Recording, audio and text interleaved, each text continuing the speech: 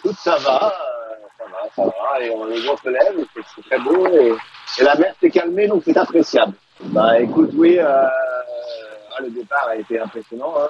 On avait très très vite tout de suite. On a eu des petits soucis là, on s'est fait décrocher, et après on a vite réglé, mais c'était un peu compliqué. La baie de Seine, après on allait pas mal et on est revenu au contact.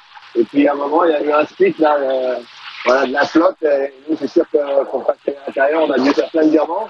Et là, c'était un peu musclé parce qu'il y avait beaucoup de mer, beaucoup de vent et beaucoup de changements de voile. Ouais, enfin, depuis le début, c'est un peu ça, hein, c'est changement de voile, prise de riz, l'artillerie et la mer à gérer. On n'a pas bien dormi, surtout hier là où ça allait très vite. Et, ouais, c'était sport. Bah, en fait, c'est la conséquence de passer à l'intérieur du DSC. Je sais pas si il avait vraiment envie d'y aller. En fait, on a pris beaucoup de, on a pris au départ, les routages nous faisaient plutôt passer à l'intérieur. Et puis au moment où on était engagé à l'intérieur, les derniers routages nous faisaient passer à l'extérieur, mais pour nous c'était un peu tard. On aurait peut-être dû y aller, tirer la barre, mais il y avait un vrai risque. En fait, on avait peur que là où il a été, il n'y ait pas de vent. Et finalement, bah, c'est passé à notre droite, c'est passé à notre gauche. Et nous, au milieu, on a eu un trou de vent et on n'a jamais pu se décaler. On était quand même beaucoup plus décalé que Bangkok, par exemple. Et on a eu un vrai trou de vent et on n'a rien pu faire, en fait. Donc, c'est sûr qu'on aurait aimé aller un peu plus à l'ouest. Hein. Mais ça a été un moment, on a pris le trou, on a viré derrière et derrière, on n'a rien eu comme vent, quoi. On aurait peut-être dû renvoyer parce que j'avais pas su dans ce moment. Alors, c'est sûr, on peut regretter, mais là, je pense qu'on était pas mal hein, en sortie de fond et c'est trou de vent qu'on est les seuls à avoir eu finalement.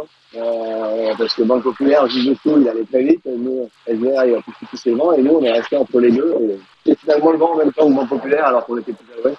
C'était pas facile à voir, on peut pas vraiment s'en vouloir. Hein. Donc, des regrets, forcément, mais je sais pas si on a fait des grosses bêtises. Voilà. On va dire qu'on va garder notre potentiel réussite pour les prochaines 24 heures qui vont être importantes. Effectivement, on regarde un peu, il n'y a pas d'évidence. Hein. Donc on voit personne n'a osé faire une grosse option. Finalement, on est un peu tous alignés. Je pense que ça va être un peu, malheureusement, ça va être un peu aléatoire. Ça va compresser, je pense que ça va compresser la flotte. Hein. Je pense qu'on va tous être assez rapidement d'être proche, j'imagine. Et puis après, bah, est-ce que la petite avance sera le premier, va lui permettre de s'extirper voilà, franchement, c'est pas simple pour les routeurs. Hein. Donc bon, écoute, ce qui est important pour nous, c'est de sortir de cette dorsale avec dans le bon paquet, dans un paquet de 10, 15 000, 20 000. Et après, on sait qu'on a un bateau performant dans les arrivées. Donc c'est ça qui compte.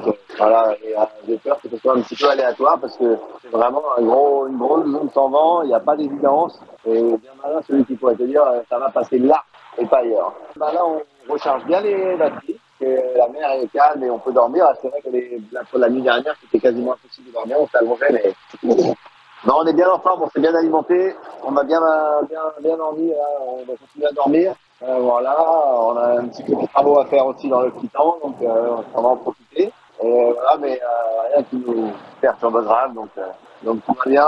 On est content d'être sorti de ce mauvais temps avec un bateau en bonne